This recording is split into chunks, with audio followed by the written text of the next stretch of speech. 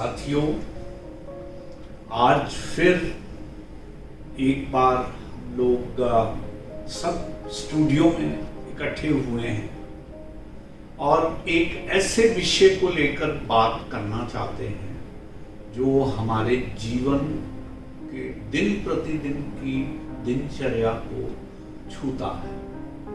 और वो सब्जेक्ट ऐसा है जो हम भारतीयों के लिए, मैं समझता हूँ, बहुत ज़रूरी है उसको समझना और उसके बारे में दूरंदेशी करना। और विषय है कि हम कहाँ तक धार्मिक हैं, कहाँ तक आध्यात्मिक हैं और हमारे जीवन का धर्म में कितना रोल है। इसकी कुछ समय के लिए हम आपस में बातचीत में व्याख्या करने का प्रयास करें।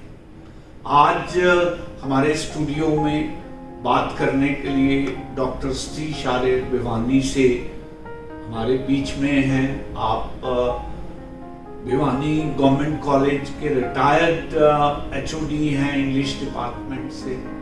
हमारे बीच किरण संधू हैं जो कि अक्सर हमारे रेडियो में पार्टिसिपेट करते हैं।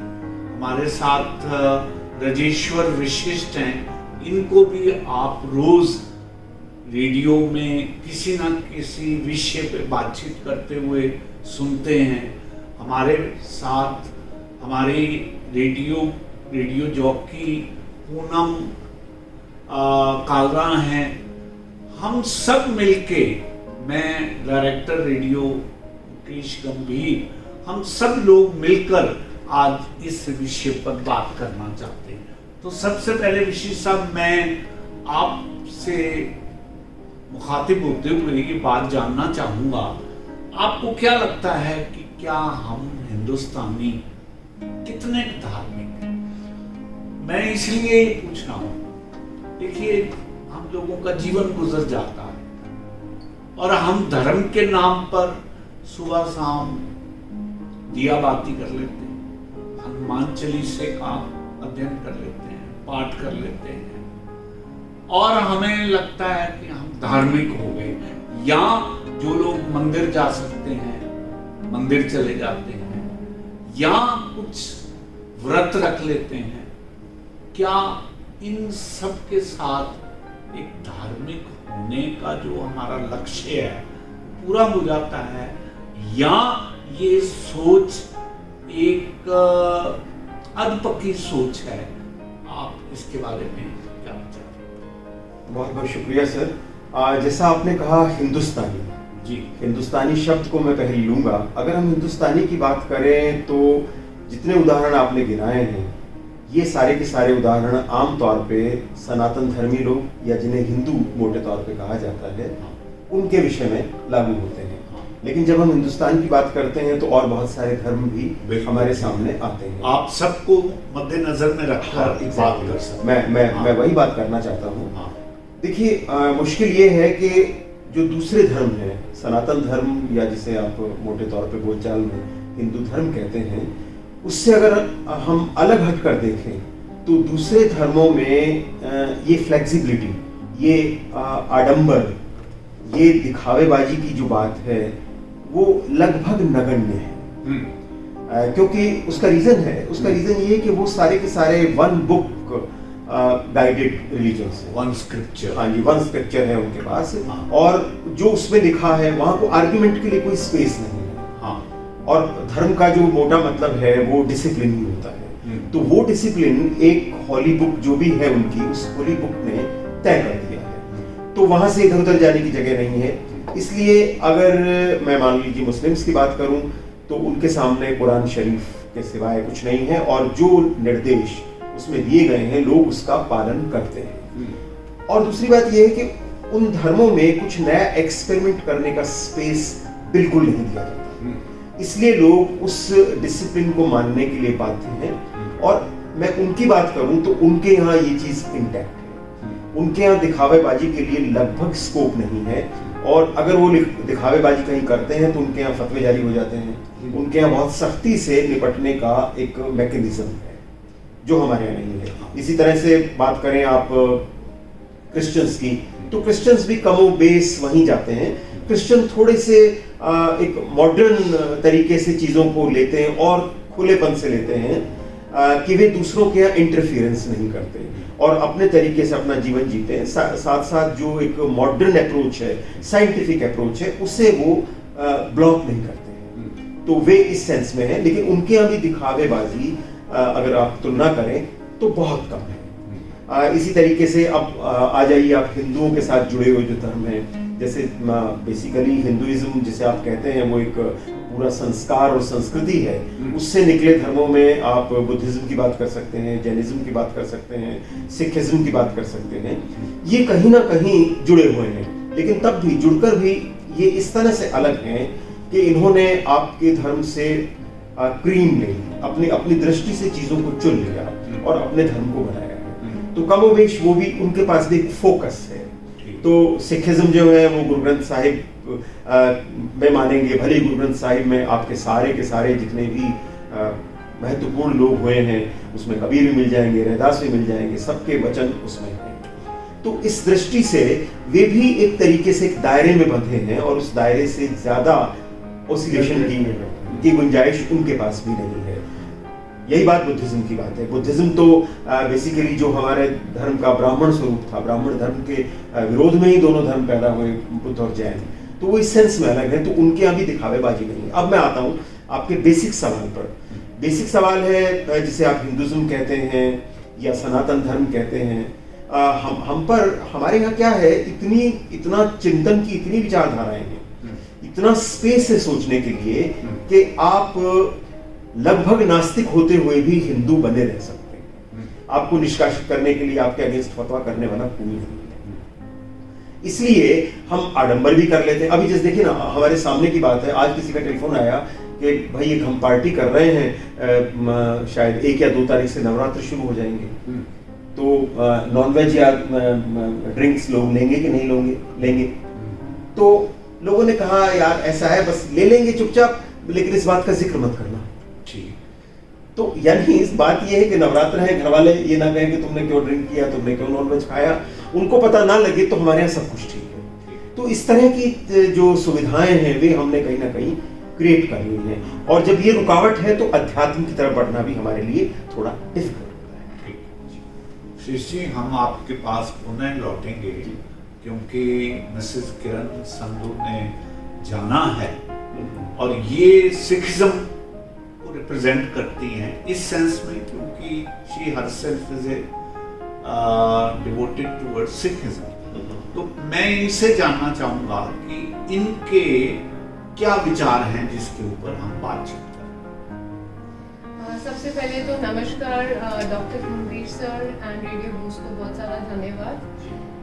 आज का जो विषय है ना बहुत ही इंटरेस्टिंग है और एक तरीके का मैं कहती हूँ कि सोचने पे आपको मजबूर करता है कि हम जो धर्म है उसको कैसे समझते हैं और अपने अध्यात्म को, स्पिरिचुअलिटी की तरफ हमारी क्या सोच है। किरण जी, हमारा यहाँ पर जिन भी विषयों को हम उठाते हैं मकसद यही रहता है कि हमारे पार्टिसिपेंट्स के माध्यम से हम आम जनता को जागरूक करें, ताकि हम सबका ये मानना है कि जागने से यहाँ बोध मिलता है। बिल्कुल, वरना खुद से कहाँ योग मिलता। एक लंबी नींद है जो बनी रहती है और अंत में पछतावे का एक रोग मिलता है। तो हमने उस पछतावे के रोग से बचने के लिए आपस में वार्तालाप करते हैं। हम में से कोई भी व्यक्ति किसी धर्म विशेष के प्रति कमिटेड नहीं है, कोई सपोर्टर नहीं है, कोई अगेंस्ट नहीं है। तो हम तो एक जागरूक इंसान होने के नाते बातचीत के लिए यहाँ बैठे हैं। तो आप बिल्कुल ठीक कह रहे हैं, तो कृपया आप अपनी बात को जारी रखें।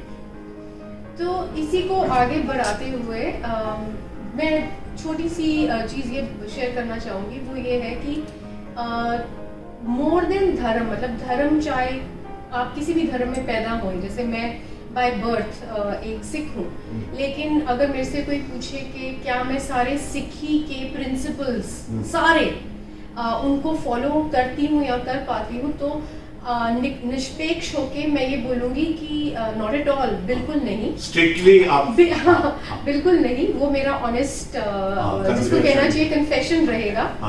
लेकिन जो बेसिक्स हैं, जैसे गुरु नानक बोल के गए थे इतने साल पहले कि आप कीरत करो, वंश रखो और अच्छे कर्म करो, जो आपसे तबके में कम है आप उनकी सेवा करो, आप लंगर बरताओ। तो ये सब चीज़ें मैं डेफिनेटली जितना मेरी कैपेसिटी होती है मैं कर सकती हूँ। लेकिन अगर आप जैसे विशिष्ट सर ने कहा था कि एक दायरे में बंध के, जिसको हम कहते हैं कंफॉर्मिस्ट, तो मैं शायद किसी और के नज़र से अच्छी सिख नहीं हूँ। अब कैसे नहीं हूँ उसका मैं आपको एक बहुत क्लियर कट उदाहरण देती हूँ। जब मैंने अपने बाल काट दिए, तो वो सबसे पहले एक क्रॉस हो गया, टिक मार्क की जगह एक क्रॉस हो गया कि आप तो सिख है ही नहीं, या आप सिखी को पूरा फॉलो नहीं करते। 5 कक्के को आपने फॉलो नहीं। हाँ जी। अब कड़े के ऊपर आते हैं, तो बचपन से ही मेरे को जो मेटल होता है, स्टील जिसको कहते हैं, क्योंकि उसी का कड़ा बनता है, मैं बचपन से ट्राई बहुत किया था मेरे पेरेंट्स ने, पर मैं वैसा कड़ा पहन नहीं पाई क्योंकि मेरे को एलर्जी हो जाती थी। तो अब अगर आप वो एज अ सिंबल देखें तो मेरे बॉडी पे कहीं नहीं है, लेकिन उसको ना पहनने के बजाय मैं क्या अपने धर्म या जो मेरे 10 गुरु बोल के गए, क्या उनमें बिलीव करना कम कर दूं? नहीं, बिल्कुल नहीं, ऐसा नहीं है। तो हाँ जी, किसी की नज़र और नज़रिए से शायद मैं उतनी अच्छी सिख नहीं हूँ, लेकिन वो आंसर मुझे ही अंदर पता है कि मैं कितना पालन कर पाती हूँ और कितना नहीं कर पाती। और अंत में मैं ये कहना चाहूँगी, जैसे नवरात्रों की बात विशिष्ट सर ने करी, चाहे मेरा जन्म सिख फैमिली में हुआ, पर मैं भी देवी माँ में बिलीव करती हूँ, और अगर सारे नवरात्रे नहीं, कम से कम मैं पहला नवरात्रा, और अब इसको कोई आडंबर बोले या इसको कोई शोशा बोले, मुझे फर्क नहीं पड़ता, बट मेरी बिलीफ मतलब मेरी आस्था है कि मुझे करना चाहिए। तो अब इसको सिखिज्म के टेनेंट्स बोलिए या हिंदुइज्म के टेनेंट्स बोलिए, वो सोचने वाले के ऊपर डिपेंड करता है। बहुत बहुत धन्यवाद किरण जी। आर्या साहब, आप का क्या व्यूज हैं, पर्टिकुलरली विद माय ऑब्जर्वेशन और observation of Mrs Kiran Sandhu as well as that of Vashishtha साहब। पहले आप अपनी बात रखिए, फिर इनकी बात के ऊपर आप। देखिए, सबसे पहले हमें ये डिसाइड करना पड़ेगा कि धर्म की परिभाषा क्या है। जब हम किसी कॉन्सेंसस पे पहुंच जाएंगे धर्म इसको कहते हैं, उसके बाद आगे बात शुरू होती है। तो जैसे अभी किरण संधू ने कहा कि उसकी बात की है कि केश, कंघा, कृपान, कड़ा, वो लोग वर्ण के अमृत चक्र है, मतलब बांट के खाओ, वो जो बातें हैं वो लगभग हर धर्म के अंदर मिलेंगी। आप करुणा की बात अगर हम करें, एक दूसरे के प्रति सद्भाव की बात करें, सहानुभूति की बात करें, तो सब धर्मों में हमें ये बात मिलती है। तो एक कॉमनैलिटी हमें मिलती है जो सब धर्मों में, दया की भावना की बात, करुणा की बात, सहानुभूति की बात, एक दूसरे के प्रति सद्भाव रखने की बात सारी आती है। उसके बाद एक आता है बाह्य आचरण, जिसको हम रिचुअल कहते हैं, जिसके अंदर कोई माला जपता है, कोई मंदिर जाता है, कोई गुरुद्वारे जाता है, कोई मस्जिद जाता है। जब हम आंतरिक आचरण से, जिसको धर्माचरण कहा जा सकता है, उससे डेविएट होके बाह्य आचरण की तरफ करते जाते हैं, वहाँ गड़बड़ शुरू होती है। हम आत्मा को छोड़कर शरीर पे आ जाते हैं, लेकिन धर्म की आत्मा की बात नहीं करते हैं।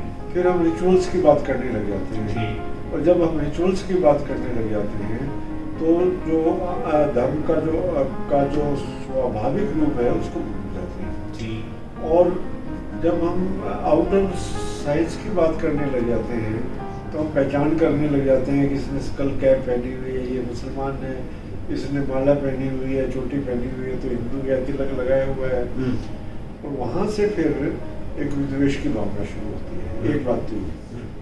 दूसरी बात ये है कि हम रिचुअल्स में इतना उलझ जाते हैं कि धर्म की बात छोड़ देते जाते हैं। माला जब लिया आपने, मुझे एक उदाहरण याद आता है, कई साल पहले मेरे एक मित्र ने बताया था, तो बहुत सीनियर ऑफिसर थे, तो एक दिन ऐसी बात चल पड़ी, तो उन्होंने कहा कि मेरे पास एक मित्र आए और कहा मुझे हमें चंदा चाहिए, इसलिए चंदा चाहिए जी भागवत करानी है। तो मेरे मित्र ने कहा कि उन्होंने कहा कि हम 10वीं बार करवा रहे हैं ये, बड़े गर्व के साथ उन्होंने कहा। तो मेरे मित्र ने कहा कि भागवत में सीखा क्या? ये तो पता नहीं। तो भागवत करा रहे हैं, 10 साल से करा रहे हैं, पूरे जोर शोर के साथ करा रहे हैं, हारमोनियम भी बज रहे हैं, बैंड भी बज रहे हैं, सब कुछ बज रहे हैं, तोते की रटन चल रही है। रटन तो चल रही है, लेकिन सीखा क्या उसमें? सॉरी टू इंटरप्ट, बेसिकली चूंकि हमने कुछ नहीं सीखा इसलिए 10वीं बार करेंगे, अब भी नहीं सीखेंगे 11वीं बार करेंगे, 11वीं बार फिर भी नहीं सीखेंगे 11वीं बार तो करेंगे। ये रेपिटेटिव बिहेवियर जो है, सीखना है ही नहीं ना। This is not the intrinsic soul of dharma. Yes. धर्म की बात अगर हम करते हैं तो सात्विक होने की बात हम करेंगे, सहानुभूति की बात करेंगे, सद्भाव की बात करेंगे, वो है ही नहीं कहीं। और जब हम रिचुअल्स में पड़ जाते हैं तो उसका एक दुष्प्रभाव ये भी होता है, और ये इस बात को एक मैंने ऐसे पढ़ा था बर्ट्रैंड रसल का, ऐसे का नाम था the ideas that have harmed Mankind. Yes. उसमें उसने डेफिनेशन दी, उसने कहा ये बात, 2 बातें कही उसने, 3 कही बल्कि। पहली बात तो कही कि धर्म गली में पड़ा एक हड्डी का टुकड़ा है जिसपे गली के सारे कुत्ते झपट झपट के पड़ रहे हैं। दूसरी बात बर्ट्रैंड रसल ने ये कही कि धर्म युद्धों में जितने आदमी मरे हैं, हाँ, उतने आदमी दोनों विश्व युद्धों को मिला दिया जाए, जितने आदमी मरे हैं उससे कहीं ज्यादा है। बिल्कुल। तीसरी बात बर्ट्रैंड रसल ये कहते हैं कि बचपन से हमें ये सिखाया जाता है कि हमारा धर्म श्रेष्ठ है। यस। और बाकी जो धर्म है वो हीन है। तो जब आपने कॉम्पिटिटिवनेस क्रिएट कर दी कि हमारा श्रेष्ठ है बाकी सब हीन है, तो धर्म की जो असली भावना है, वास्तविक भावना है, उससे आप दूर चले गए। ठीक। क्योंकि धर्म तो असल में सब जीवों को एक जैसा मान के चलते हैं, वे सब बराबर हैं, सबके अंदर परमात्मा का निवास है, चाहे वो हिंदू हो, चाहे मुस्लिम हो, चाहे सिख हो, चाहे ईसाई हो, सभी यही कहते हैं, सिवाय बुद्ध धर्म के जो ईश्वर में विश्वास नहीं करता। बाकी सब धर्म यही कहते हैं कि सबके अंदर परमात्मा का निवास है।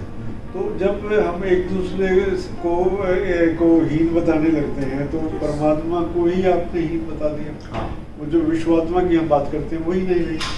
तो जब रिचुअल्स की हम बात करने लग गए, हाँ, तो हम धर्म की असली भावना से दूर चले गए। और अब जो हम देख रहे हैं कि धर्म का एक और ग्रुप हमारे सामने आता जा रहा है कि जो सारे समाज के अंदर जो डाइसेंशन पैदा हो गई है, वो आउटर सिंबल्स या जो आउटर इमेजेस जो क्रिएट करती हैं दिखावे से, उसकी वजह से हो गई है। तो धर्म की असली भावना से हम दूर जाकर सिर्फ आडंबर में या दिखावे में पड़ गए। अगर हम इससे बचते हैं तो शायद हम धर्म की असली जो स्पिरिट है उसको समझ पाए। ऐसा अरे साहब, आपने बहुत अच्छे से अपनी बात को रखा। मेरे को अपनी एक बहुत पहले लिखी हुई नज्म याद आ गई, और वो ये थी कि मैं तेरे मंदिर गया ना गया, मैं तेरे मंदिर गया ना गया मुझे याद नहीं, पर तेरे बंदों को तो मैंने चाहा है मगर। तो बात ये है, आर्य साहब जी कहना चाहते हैं, सवाल ये है कि कोई भी धर्म हो, चाहे वो सिखिज्म हो, क्रिश्चियनिटी हो, हिंदुइज्म हो, इन सब का जो इसेंस है वो वही है। वो वही है और समान है, और वो ये है कि क्या हम दूसरे इंसान के प्रति कितने सेंसिटिव हैं, उसके लिए कितनी मदद करते हैं, कितना हम भला करने की सोचते हैं।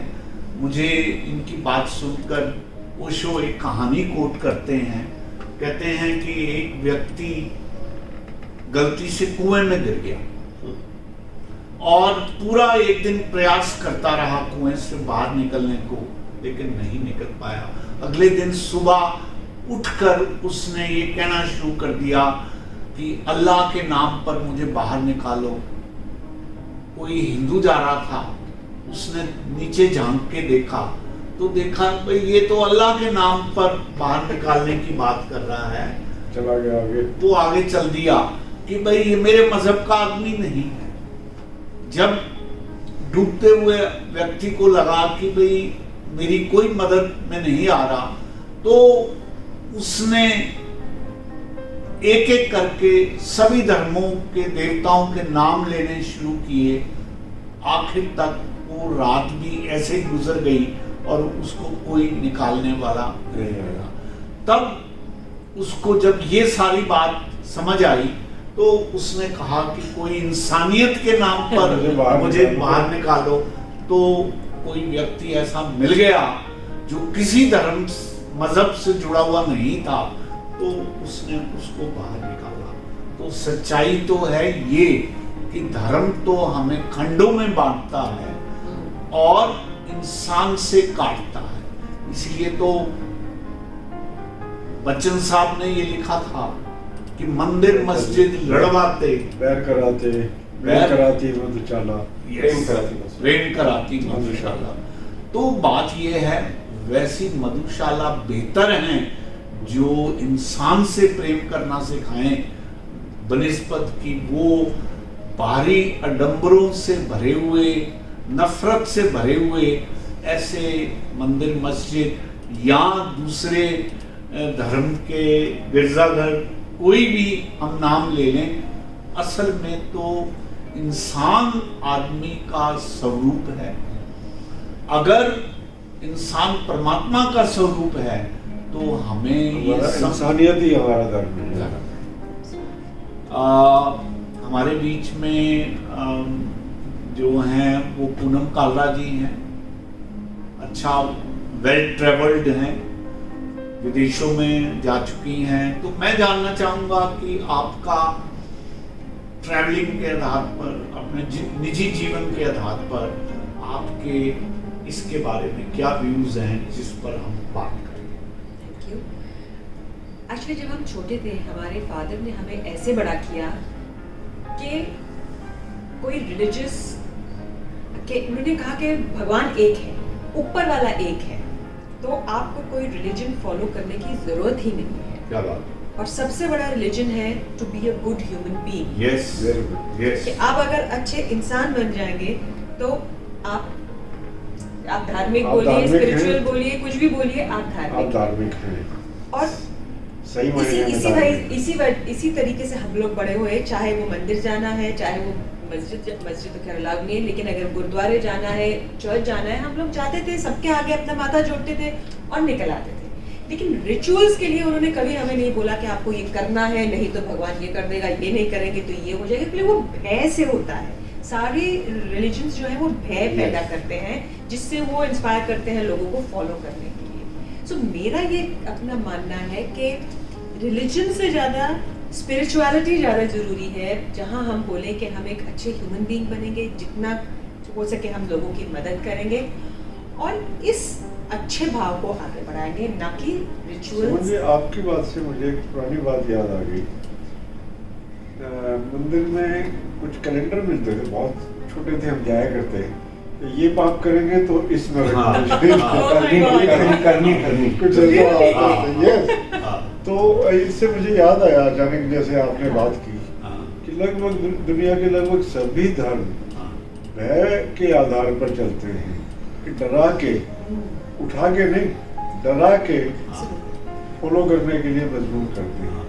तो डरने की मुझे लगता है जरूरत नहीं है, अच्छा बनने की जरूरत है, इंसानियत की का पाठ पढ़ने की, जागने की जरूरत जागने की जरूरत है। Absolutely. मैं शीश जी पुनः आपके पास अब कंक्लूडिंग उसके लिए मैं जरूर, मेरे को फिर एक रुबाई अपनी याद आती है कि कौन सी मस्जिद में किसने खुदा देखा, कौन सी मस्जिद में किसने खुदा देखा है, जिसने भी देखा है खुद में छुपा देखा है, और झुकाया जब भी माथा उसके सजदे में, यार के दर पे सर को झुका देखा है, कौन सी मस्जिद में किसने खुदा देखा। Absolutely. अगर आप यार के प्रति, अपने मुर्शिद के प्रति, यहाँ जो है खुदा को मान ले, भगवान को मान ले, किसी को भी मान ले। इसी बात पे मैं आ रहा हूँ।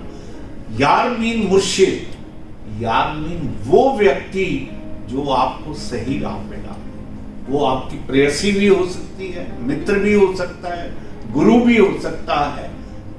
पूरी इंसानियत में कोई भी इंसान आपके लिए सहारा बन सकता है, और इतिहास भरा पड़ा है ऐसे लोगों से जिन्होंने स्वयं भी वो तरे और अपने आसपास भी लोगों को तरने में उन्होंने सहायक साबित किया। तो मैं शीश जी, अब आपने बात शुरू की थी तो पुनः आपके ऊपर आता हूं कि कंक्लूजन के ढंग से आप किस तरह से अपनी बात को कहना चाहिए। देखिए सर, मैं इस बात को इस तरीके से देखना चाहूँगा।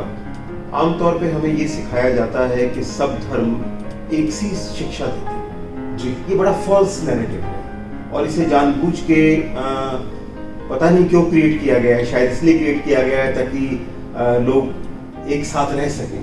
अलग अलग धारें रखती हुई भी तलवारें एक जगह समाई रह सकें, इसलिए शायद ये नैरेटिव पैदा किया गया है कि सब धर्म एक सा ही सिखाते हैं। ऐसा बिल्कुल नहीं है।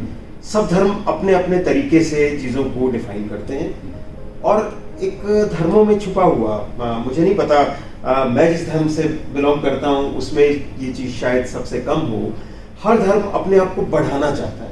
मेरी दुविधा ये होती है कि आप अपने धर्म की संख्या क्यों बढ़ाना चाहते हैं। अगर कोई व्यक्ति इंटेलिजेंट है, उसे आपके धर्म में कोई खूबी दिखाई देती है तो वो अपने आप आ सकता है। या मेरे रास्ते हर जगह खुले होने चाहिए। मुझे अगर चर्च में जाके शांति मिलती है मैं चर्च में चला जाऊं, मुझे मस्जिद में जाके शांति मिलती है तो मैं वहां चला जाऊं, मंदिर में आके मिलती है तो वहां चला जाऊं। और ये बोझ मुझ पर क्यों हो कि मैं अपने आप को ये कहूं कि मैं तो यहाँ से बिलोंग करता हूँ। लेकिन ये एक, चूंकि मैंने पहले कहा कि बड़ा फॉल्स नैरेटिव है कि सब बराबर है, सब एक है, सब एक सी बात करते हैं। बेसिकली ये दायरा इतना सकरा है कि जन्म लेते ही स्टैंपिंग हो जाती है कि आप इस धर्म से बिलोंग करते हैं। सेकेंडली एक और बड़ी चीज जो हमें दोहरा व्यवहार करने के लिए मजबूर करती है, वो हमारे देश का शब्द है सेकुलरिज्म। सेकुलर क्या कोई हो सकता है? Next to impossible. आप धर्मनिरपेक्ष हो कैसे सकते हैं? जब आप एक धर्म में जन्म लेते हैं तो निरपेक्ष होने का तो अर्थ ये है कि आप नास्तिक भी बल्कि निरपेक्ष नहीं होता। नास्तिक की भी अपनी एक फिलॉसफी होती है। निरपेक्षता अपने आप में फिर एक झूठा मिथ है। निरपेक्षता कुछ नहीं होती, और चूंकि हमें ये कहना है, संविधान में लिखा है, बड़े लोग कह गए हैं, तो हम ये सारा आडंबर, ये सब धोखाधड़ी, हम जब ग्रुप में बैठते हैं तो हम बात करते हैं हिंदू मुस्लिम सिख ईसाई सभी भारतीय भाई भाई, कमरे के दरवाजे बंद करते ही सब अलग अलग हो जाते हैं। तो ये सारी जो एक दोहरापन है, इस दोहरेपन का इतिहास लगभग आप समझ लीजिए 100-125 साल पुराना है। उससे पहले तो तलवार की बेस पे आप लोगों को बनाया गया। ईस्ट इंडिया कंपनी आई, बिजनेस की बात सोचने लगी, तलवार हटी बीच से, और बाद के समय में हम इतने कंफ्यूज रहे, हमें समझ ही नहीं आया हम क्या करें। हम स्वार्थी हो गए, हम सिर्फ व्यक्ति के विषय में सोचने लगे। हम समाज की बात, धर्म की बात तो करते हैं, सोचते सिर्फ अपने बारे में है। मुझे अगर लाभ है तो मैं काम कर लूंगा, मुझे लाभ है तो मैं सारे रिचुअल्स मान लूंगा, सारी चीजें कर लूंगा, नहीं है तो नहीं करूंगा। तो ये सारी की सारी दिक्कतें, हमारा इतिहास इनके पीछे जिम्मेवार है। हम आज अगर आपको दोगले नजर आते हैं, आडंबर करते हैं, तो ये सारे डिफेंस मैकेनिज्म्स हैं जो सर्वाइवल के लिए हमने क्रिएट कर दिए, और रिवाइवल के लिए कर लिए। हाँ, रिवाइवल तो नहीं होता है सर। इनफैक्ट रिवाइवल तो नहीं होता है किसी भी धर्म का। आपने डिस्कशन की दिशा को थोड़ा सा मोड़ दिया। जी। हम इस बात पे नहीं कर रहे थे कि हम धर्मनिरपेक्ष हैं या नहीं हैं, क्योंकि जो आप डेफिनेशन ले रहे हैं धर्मनिरपेक्षता की, वो थोड़ी सी संकरी है इस सेंस में कि धर्मनिरपेक्षता का जो अर्थ संविधान निर्माताओं ने लिया था, जी।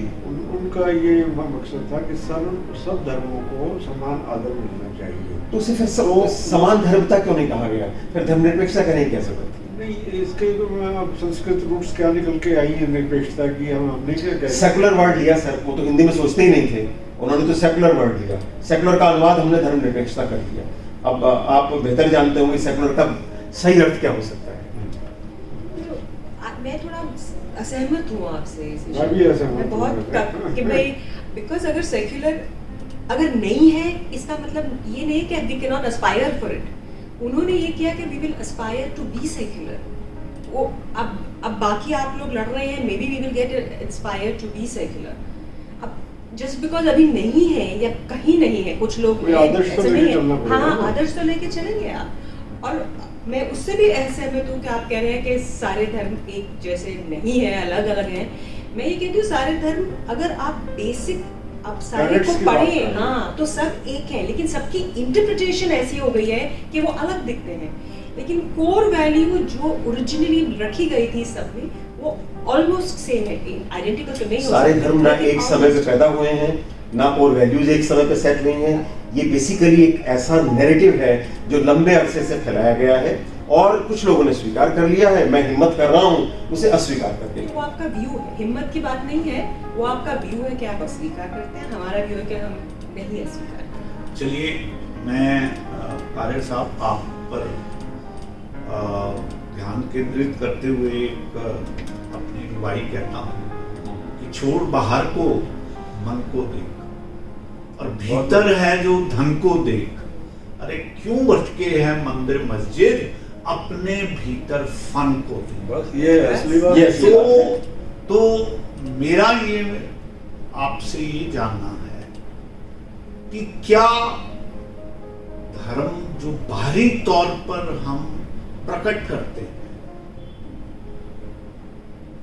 और अगर उसमें मानवता का पुट नहीं है, इंसानियत की सोच नहीं है, तो क्या वो धर्म हमें कहीं लेके जाता है, या अंततः हमें कहीं पे अपने अपने धर्म का स्वयं निर्माण करना होता है, जिसमें हम भले ही अलग अलग धर्मों के टीनेट्स को ना स्वीकार करें, लेकिन ऐसे कुछ टीनेट्स जो सब जगह स्वीकार्य हैं, हमारी आत्मा को भी बाहर भी, हमारे आदरणीय माँ बाप ने भी उन्हीं को आगे बढ़ाने के लिए हमें अग्रसर किया, तो क्या उसको हमें फॉलो करना चाहिए?